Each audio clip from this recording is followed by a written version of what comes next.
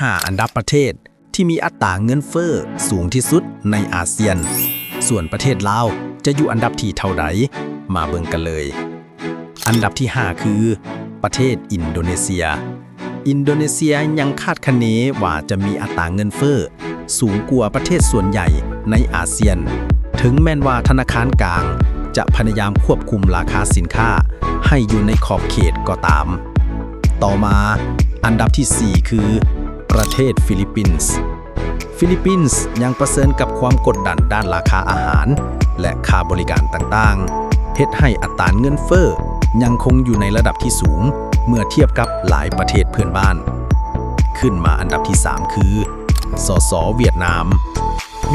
ที่ยังมีการเติบโตทางเศรษฐกิจสูงแต่ความต้องการภายในประเทศที่เพิ่มขึ้นและราคาพลังงานสากลยังส่งผลให้อัตราเงินเฟ้ออยู่ในระดับที่น่าเป็นห่วงอันดับที่ 2 คือเมียนมาย้อนสถานการณ์ภายในและปัญหาความบ่สงบทางด้านเศรษฐกิจเมียนมาจึงถูกคาดคะเนว่า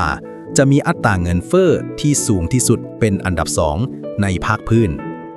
และอันดับที่ 1 ที่สูงที่สุดคือสาธารณรัฐประชาธิปไตยประชาชนลาวสปป.ลาว